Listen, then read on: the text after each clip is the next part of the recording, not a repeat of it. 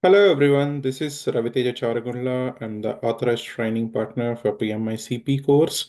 So today I would like to discuss the remaining topics on contract and risk management. So today I'm going to discuss about the risk and also the claims. So this is the most important topic for the contract and risk management, and also you get several questions related to this topic. So let's get into these topics. Let me share my screen.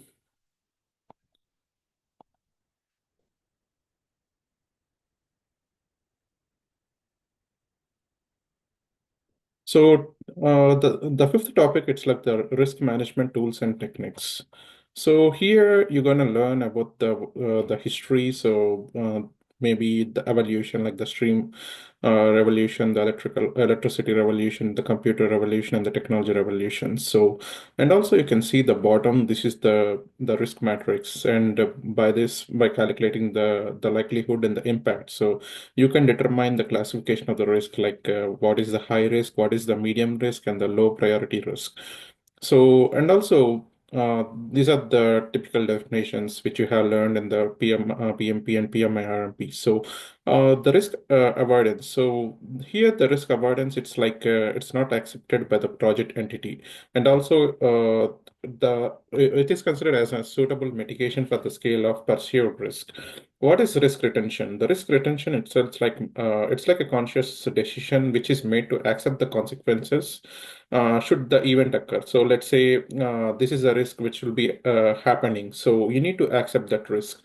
And what is risk control? So you can able to control and monitor and correct the events. Like let's say there is a risk which is controllable and which cannot be repeated in the future. So it's like a kind of an active measure. And also the risk transfer. So risk transfer, you're just transferring the risk to another party. Let's say the insurance. Insurance is the best example, and also like a joint ventures, and also the multiple project funding. So these are the typical examples for the risk transfer and risk deflections. And also like the contingency. So the contingency, it's like it's uncertain and the future conditions we never know. So we classify this risk as a contingency. So I just don't want to go in depth on these topics because this is already covered in the PMP and PMA RMP. So I just want to just give a high level understanding of this, the types of risk. So the next topic would be like the tools, risk management tools and techniques. So what are the tools and techniques? Like these are the typical kind of tools and techniques, like you have to document it and experience interviews. So maybe like doing the interviews and also documenting all type of risk, and which we use it as a record keeping. So one of the big so maybe the poor documentations can be like there will be like an issue is happening, and and also the PMIS will be coming. So the project management information system is the best software to which provides the collaboration and also which provides the functionality of the document management. So and also like great source, it's like the interviews. So maybe by interviewing the project professional, you can able to identify the risks in the projects, and maybe you can develop the list of risk and which are based on the past industry experience, and also maybe we can use it as a knowledge base appropriately for this particular project. And also like doing all the brainstorming and facilitated workshops, like maybe like a group. So we can do the brainstorming particularly for these projects, and what are the future risk will be happening, and also maybe this is a part of discussion, like how how we need to approach, and what are the classification of the risk, and how we need to list out, and what are the measures we have to take. So this is the best thing you can do for the brainstorming and the facilitated workshops.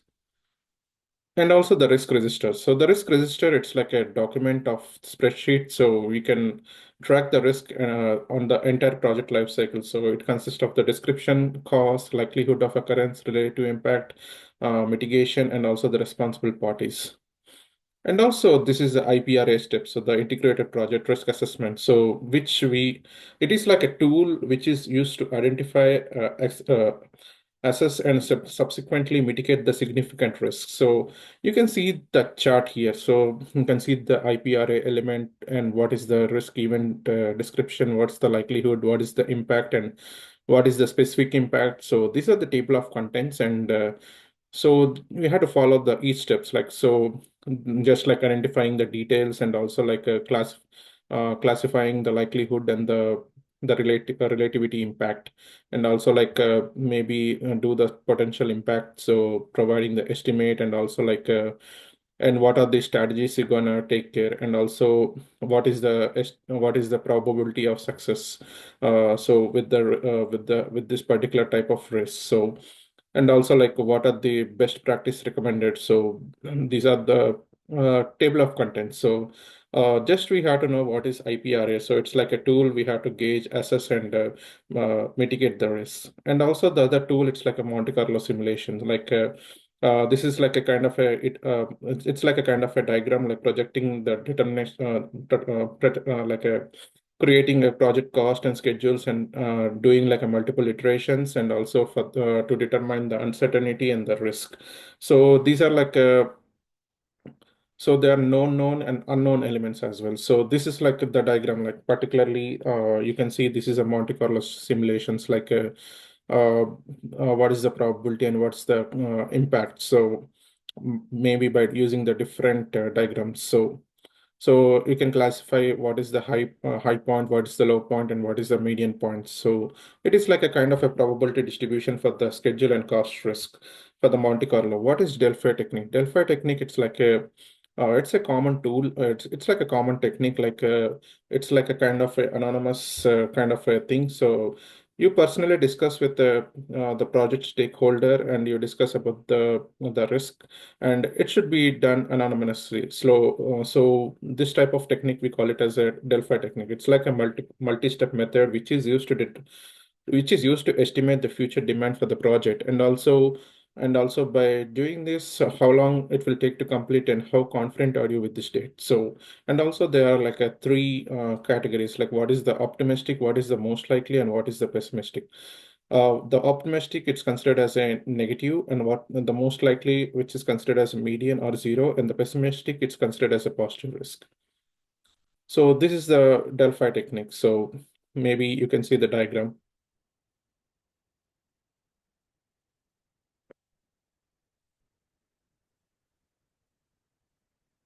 And also, what are the considerations for selecting the tools and techniques, like maybe based on the challenges, and also the typicality of the project, and also what is the severity of the risk. So you can be selecting the tools and techniques according to the situation of the project.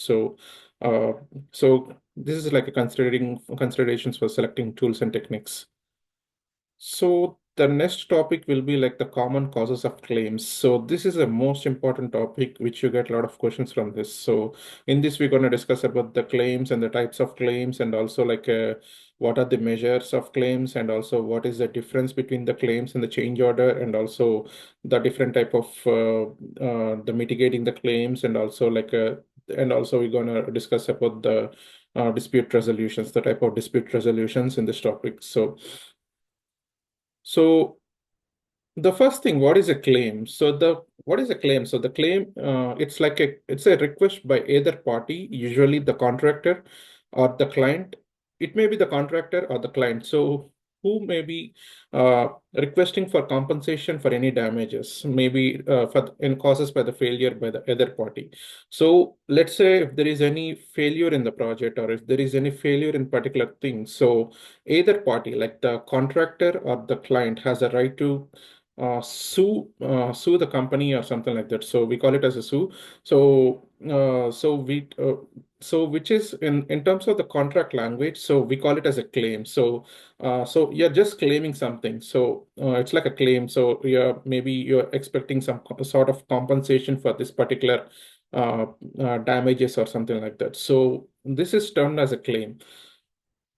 And also, there is a typical deadline. So I think most of the construction folks, they know if there is any claims are happening, and it's like it may be like a either party maybe filing for the claims or something like that. So it's like an opposite party should be responding within 21 days as per the AIA, the American Institute of Architects. So it's like they have to provide a written documentation so of the justification for the claim. So they have to be responding within 21 days of the claim occurring. So what is a change order?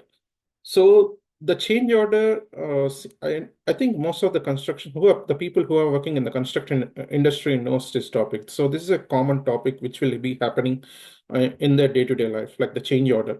So the change order, it's like there is. I just want to explain in a very simple example, and later I can go. I can study the entire definition. So the change order means like you have the contract particularly for the project, you have the specifications. So what are the key requirements? What are the product that may be the product data, that may be the shop drawings, and that may be so and so. So you have the drawings and everything. You have the method of construction. You have the flow of construction. So everything is going to be in a proper order. So everything is going to be straight, and you have a particular cost will be awarded for this project, or so, and you are awarded certain budget for this project. And sometimes when you are working on the project, you see this might be not a typical condition to build something. So there might be certain deviation in the contract. Let's say there is so you're building a pipe. So you're building the pipe in the straight direction, like let's say. And this might not be the feasible direction. So there might be some kind of a let's say the water pressure might not be sufficient or something like that. And also there might be some class detections which may be there is another piping will be occurring or something like that. So which is not feasible on the site conditions. So there might be some slight deviation in the design drawings, or there might be slight deviation in the contract. So the either the contractor or the client can propose a change order. So there is a change. So there is a change. So this change will be happening. So we have to revise certain portion of the contract or something like that. So either party can raise a change order, like it may be the client or it may be the contractor. So whenever there is a change order, so there should be like a kind of an RFP, like a request for proposal. So stating that these are the materials are required and these are the labor hours are required.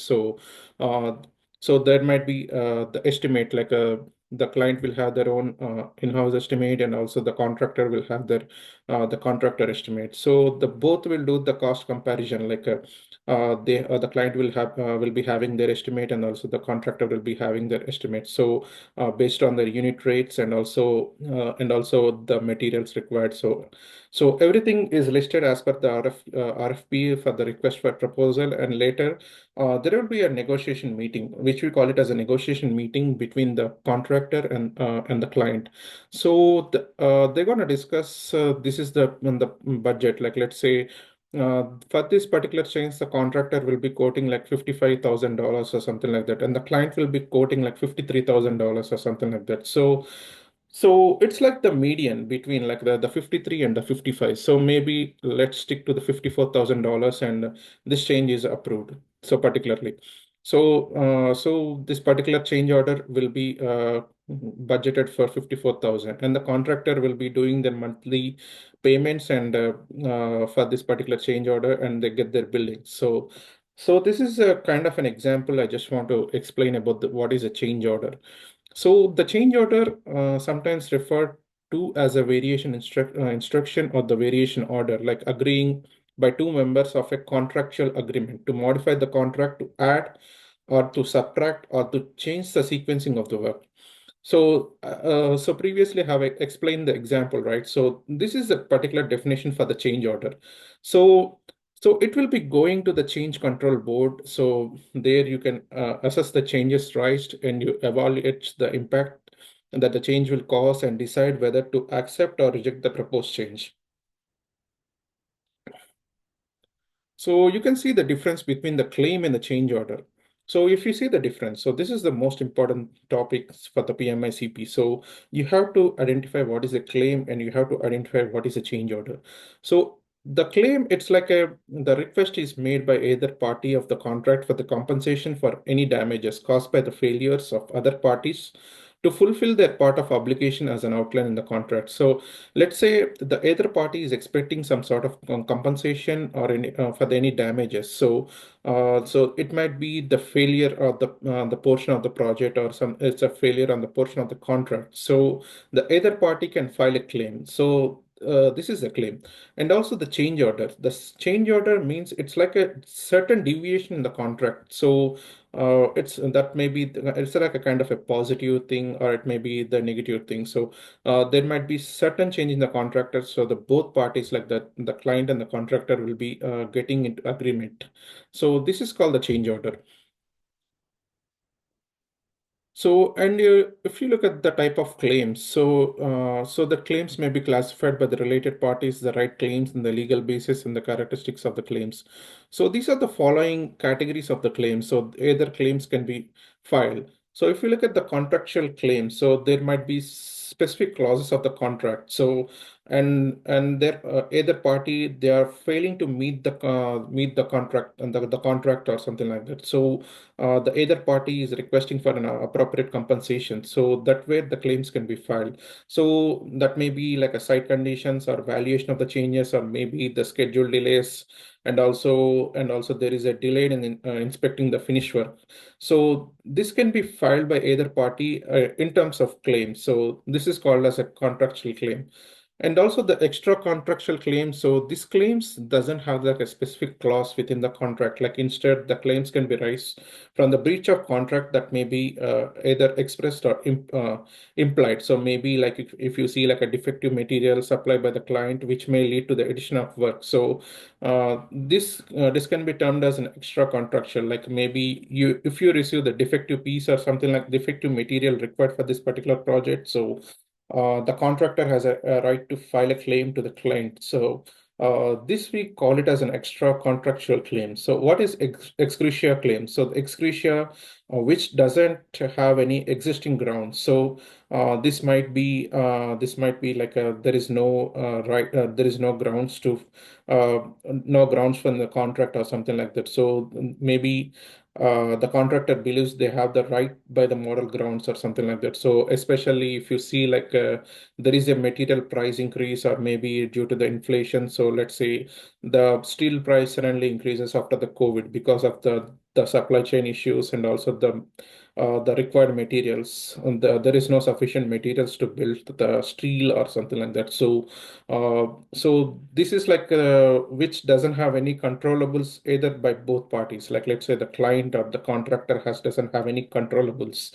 So which is going like externally, and which does not have the moral grounds. So this we call it as an ex gratia claim. And also the extension time of claim. So let's say there is a particular schedule to complete this project, and either parties are like they couldn't able to meet the deadlines or something like that. So either parties can file the claim, so by doing the extension of time claim. And also the breach of time frame claim. So maybe let's say there is a if the contractor does not deliver the work within the time and within the time frame, and there is a entirely, it might be the contractor fault, so which might be entitled to claim the liquidity damages, and which allows the owner to recover any sort of damages happening from the contractor. So this can be like a formal charge, like maybe like a daily, weekly, or monthly amount. So and also the common sources for the claims are like delays, changes, unforeseen circumstances, insufficient information, conflicts, and disputes. So this is like a typical data, like I think it's from the CURX. So this is one of the industries. So they have conducted the research and the clauses of claims and number of projects and number of countries and what is the expenditure on the claims. So, and also these are the typical 10 type of claims. So you can see the payment related claims, the change claims, the delay claims, extra work claims, contractual claims, difference in pricing and measure, different site conditions, acceleration claim, damage claim, and contract termination claims. So Here, if you can see the payment related claims, like most of them, it's like maybe due to the payment delays or something like that. So the non-payment or the delayed payments, and also some sort of deduction of money without any reason, and also there is a delay in security payments or the maintenance deposit. So that may be there is like a the fluff amount usually the contractor will be getting or something like that. So maybe we call it as an overhead cost or something like that. So maybe there is a failure in meeting those the payments supplied for by the client, so that maybe we can term it as a payment related claims, and also the change claims. So maybe there is certain deviation, and there is no proper communication in the change, like either client or the contractor is not communicating the change, and there might be some scope creep happening in this particular project. So the other party can raise a claim, so which we call it as a change claim, and also the delay claim, so which I have explained you in previously, like there is an impact of schedule, and also like there is a delay in the project, so which we call it as a delay claim, and the extra work claim. So, and also, since I mentioned it earlier, like there is any kind of an extra work which is not specified in the contract, and also like which allows the feasibility, like for that client to work the contractor, allow to work the contractor, and might this might be the contractor can file the extra work claim, so which was not specified in the contract. So there is a chances of filing a claim, and also the contractual claim, so which we call it as a liability on some part which are not included in the documentation. So this can be like a contractual claim, and also like a pricing and measures claim. So whenever you see there is a disagreement of measurements in the final stages of the construction, so either party can maybe file this type of claims, like difference in pricing and measuring claim, and also different site conditions. So maybe if you look at the physical aspect of the project of the site, and which seems to be like a different, which is not according to the contract documents or the contract conditions. So this can be termed as a different site conditions, and also the acceleration claim, like might be the contractor can complete the project within the agreed time, but might be like the party is slowing down, like maybe delaying it, so or something like that. So they can be filing the claims in acceleration claims, and also the damage claims. So might be the faulty issue on the materials, or the faulty issue on the materials, and also might be any safety issues will be occurring. So this can be termed as a damage claims, and also the contract termination claims might be like the contractor losing the income, and also the contract was terminated earlier. So the contractor can file a claim using the contract termination claim. So this is an important thing. So if the contract is terminated before the contractor has started the agreed work, so the contractor might be maybe entitled to recover the loss of expected profit, and the difference between the contract price and the anticipated cost of work. And if the owner terminates the contract, the contractor has started the agreed work, the contractor might be entitled to recover the loss in many ways. So if the contractor has completed the work in full compliance with the contract before the contract termination, so the contractor can recover the full contract price.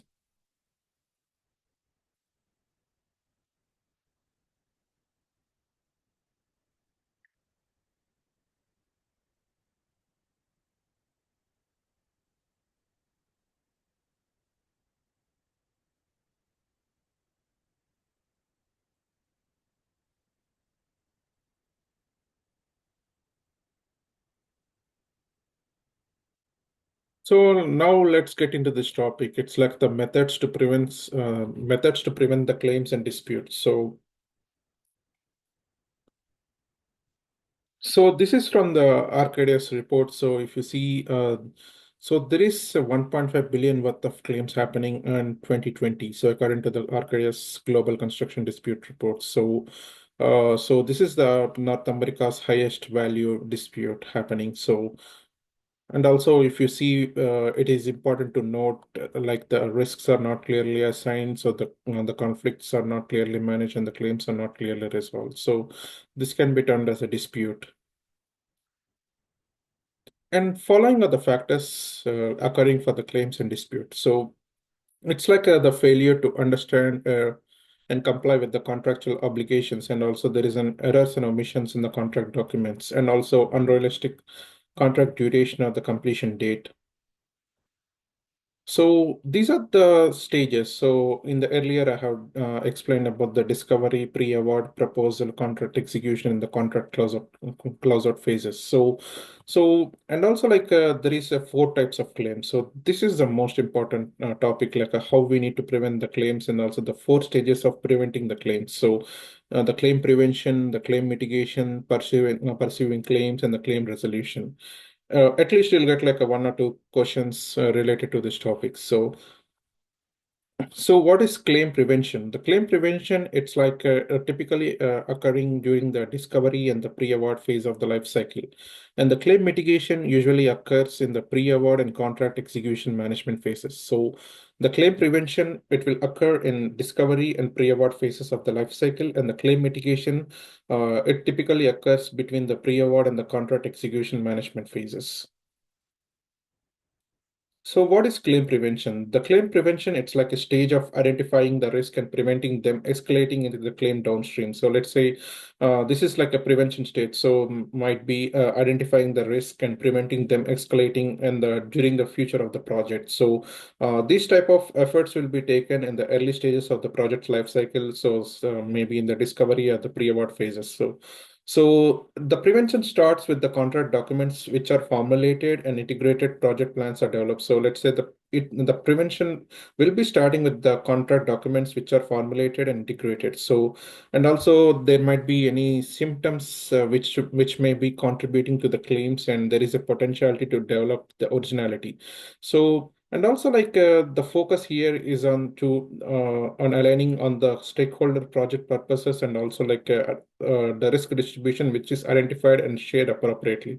So this is a simple thing. So the claim prevention, so it's like you identify the risk and you prevent them escalating in the future. So this is like a kind of an doing like a preventive kind of a work. So in order to get like a maybe in order to get into the disputes or some before getting into this dispute. So this is one of the preventive measures, like preventing the claims in the at the early stages of the project. So this we call it as a claim prevention. So what are the inputs of claim prevention? So the scope work assessment, documentation and distribution plan, agreement on the required governance, risk sharing agreement, agreement of time frame, and stakeholder expectations and commitments. And also the best practices which we use for the claim preventions are the PMIS, and also the templates and lesson learned documentation and training plans. And what is the desired outcome? So the desired outcomes are like the alignment, the elimination of errors and emissions, and the training. And what is claims mitigation? So the claims mitigation, it's the same thing like the claim prevention, the mitigation. So here you can see it's more effective early in the project life cycle and usually occur during the pre-award and the contract execution phase. So let's say if you can't able to identify the claims in the initiation phase, so this is a best platform. Maybe there is some kind of claims might be occurring. So this is the best chance to prevent the claims. And also it's like a kind of it's like a kind of a mitigating the claims which will be happening in the future. So uh, this is like a claims mitigation, like it's like you're preventing the future claims. So and also like this like maybe by drafting the contract, and also you have if you have the defined responsibilities and risk appropriately allocated to which might be experiencing the dispute. So it is a good practice of mitigating the claims in the earlier stages, so which we call it as a claims mitigation. So it's like a kind of you're eliminating the basis and you're minimizing the claims. So what are the inputs, like the project plan, the decision making process, and the assessment of the project stakeholder information needs, and also the DRP. And also the best practices are like you have to do the good change order documentation and the good documentation. So this is a best practice. And also the desired outcomes are like the agreements and the change order, the no dispute request, and also the all dispute resolved and DRB. So to avoid the litigation. So earlier I have discussed about the each type, the DB, the DBB, the CMAR, and the IPD. So the DB, it's like a kind of a single point of responsibility. The owner will be managing the one contract with a single point of responsibility. So the designer and the contractor will be working together as a team and providing the recommendations on the owner schedule and budgets. And also the DBB, it's like you have like a multiple contracts, and also it's like it's like a kind of a sequential phases of the project. Like the owner will be acting as an entity, and there is a separate entity for the contractor, and there is a separate entity for the design team. So it's like there is no communication between the contractor and no communication between the designer. The owner is the only point of contact for both the design team and the contract. So the either one will not be involving. So and there is like a multiple contracts will be happening. So we call it as a traditional kind of a method. And coming to the CMAR, so the owner will be acting, the construction manager will be acting as an owner, and here the contractor will be providing the GMP proposal. So this way, we call it as the GMP proposal, and also the construction manager needs to accept the GMP proposal, which is defined as a true cost for the project. So that way, here the construction manager will be at risk. So the construction manager. Uh, will be acting as an owner of the project, and will be taking that risk in terms of approving the project, and approving the contractor GMP, and also approving the project budget.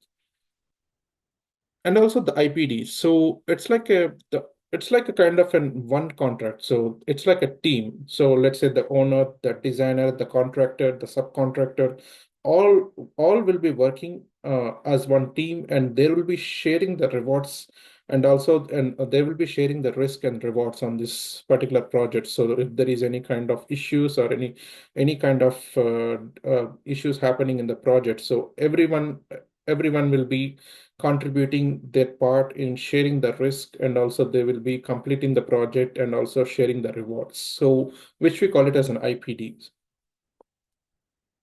And value of partnering. So the value of partnering, it's like the strategy which can be applied to any contracts in preventing the claims and disputes. So this was leveraged by DuPont Engineering in mid 1980s, involving an agreement to share the project risk and establish and promote the partnership relationship. So this is like a value of partnering. Like you have so the client, the contractor, so everyone will be either will be agreeing to the shared project risk and establishing a partnership relationship. So in mitigating the claims and disputes happening.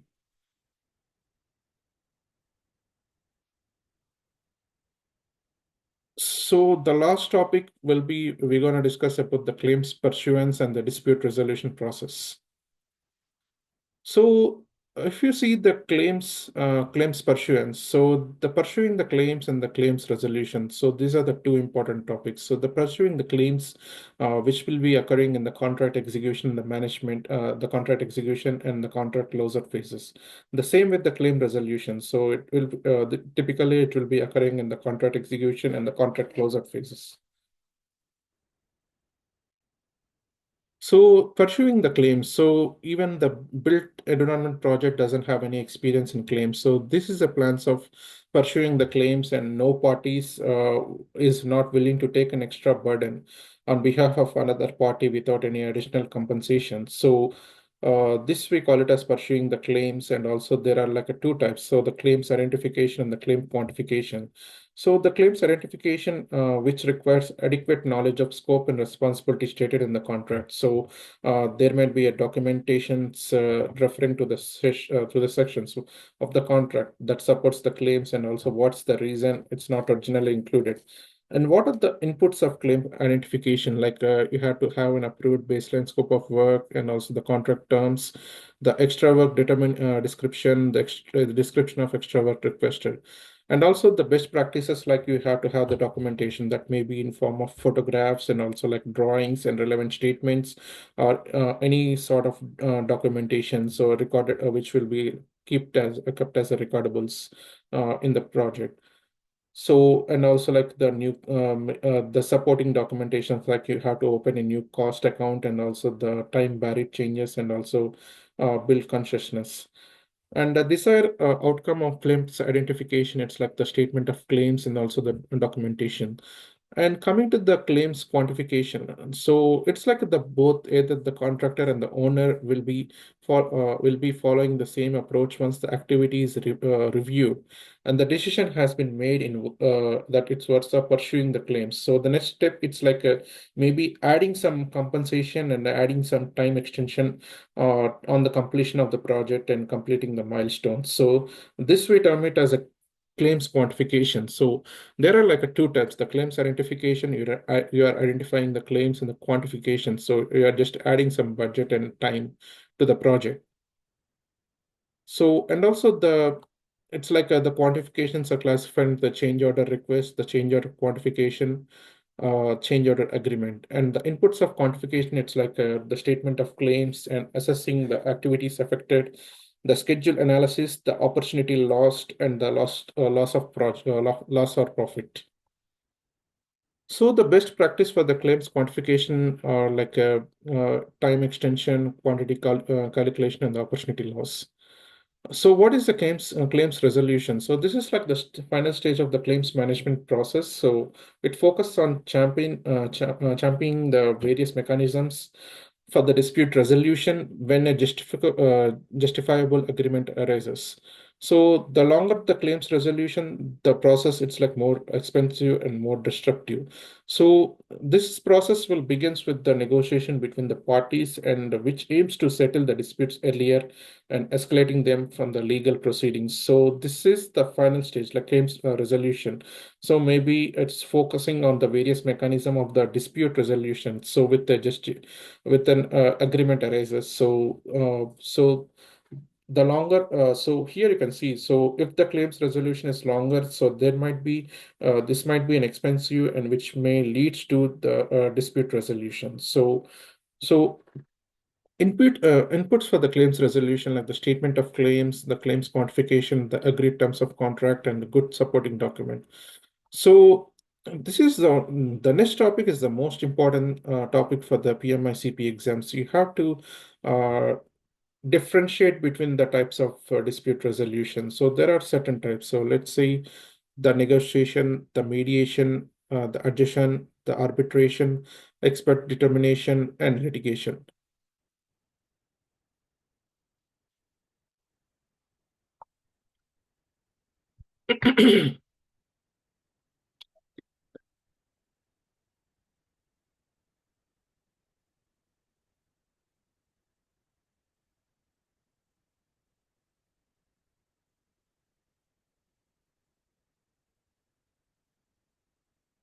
So let's get into each and every type of dispute resolution. The first one, it's like a negotiation. So if you see the negotiation, this is the most common method of this alternate dispute method. So here, it's like the either parties. It's like the client or the contractor will be uh, which will be resolving internally. So they will be mutually agreeing between the particular dispute. So which we call it as a negotiation, and also this is it is like a voluntary and non-binding process. So you have to remember the binding and non-binding. So this is the most important thing. So particularly, this is the best solution if there is any kind of dispute. So the negotiation is like the best method. Like you can resolve the claim within internally, and also it's like a mutual agreement between the both parties. So which we call it as a negotiation. And mediation. In mediation, so this is another, or it's one of the form of ADR. It's like alternate dispute resolution. So, so there will be like a mediator between both parties. Like, so it's like there is a neutral third party will be presented between the both parties. Like, let's say if there is if the both parties are couldn't able to get a solution in the negotiation phases, so there is a third person will be involving in between the two persons. So maybe giving the best judgment in terms of providing a solution. So which we call it as a mediation. So the decision will be going to the third party and will be advising a solution. So which will brings the mutual agreeable solution to the problem, and also based on the third party suggestion. So the other party will be going according to the according to the third party solution proposal. So this process, it's like a kind of voluntary and non-binding. And and the and the third one, it's like a adjacent. So this is like it's like a slightly. So you can see the here and there. So you can see that there is a slight difference. So in the mediation, it's like a voluntary, and there is a third party involving. So here you can see the same thing. There is a third party involving, but instead of getting into the court proceedings, so which might be the costs, which might be the most expensive thing, which we call it as a litigation, and we can discuss in the further topic further while going below. So here we call it as an adjacent, so which we term it as a pay first and argue later. So there is a third party, so have to pay some amount, and the other party can be arguing. So it's like a maybe so the neutral party is not involving in the contract, but it's like a kind of maybe pay first and argue later. So they're paying to the third party, and there is an argument, and finally there will be a kind of a solution based on the third party. So here you can see the third party will be taking certain amount, but it's like similar to the mediation, but the third party will be taking the amount. So this is also non-binding, but it's not voluntary. So what is arbitration? So the arbitration, it's the same thing. So it's like an alternate to the litigation, but it's like a kind of you're arbitrating. So you're arbitrating something. So you're just providing the disputes based on the material facts, or based on the documents and based on the relevant principles. So like the mediation, it's like a confidential, mediation arbitration, it's like a confidential process. So it's like a the third party has some sort of experience in dealing this kind of solution. So he has some expert knowledge, especially dealing with this kind of situation. So this we call it as an arbitration. So it's like a same thing. You have to pay, but it's very less when compared to litigation. So this is like the in this you're going to provide like all the material facts, and also the documentations, and also the relevant principles related to this arbitration. So and also the third party has some expertise on dealing this particular solution. So it's like a kind of a relevantly quick process, but it's a very less when compared to litigation. So it's also like we call it as a it's this process, it's called it as a binding, and it's not voluntary. And the fifth one, it's like the expert determination. So the expert determination, it's a new term. So it's the same thing. So there will be an expert who will be acting as a third party in between two parties who are in part of argument and who are in part of dispute.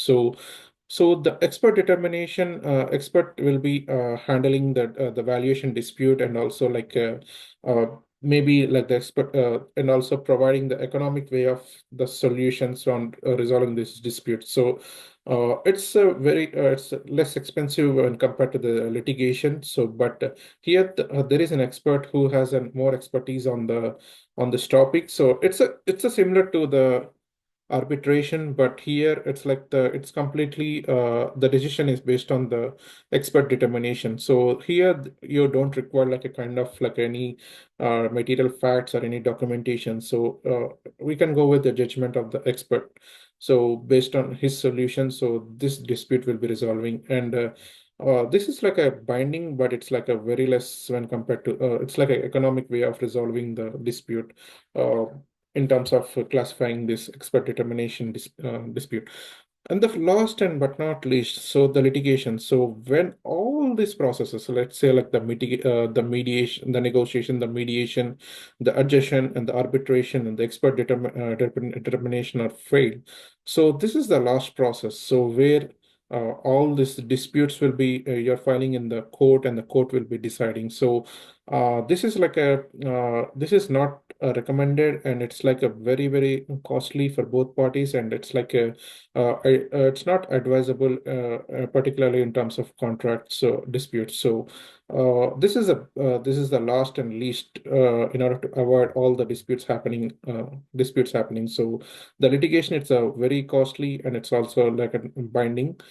So the best solution is the negotiation, and the not recommended solution, we call it as a litigation.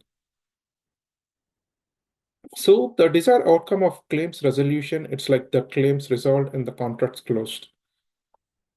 So that's all about this contract and risk management. So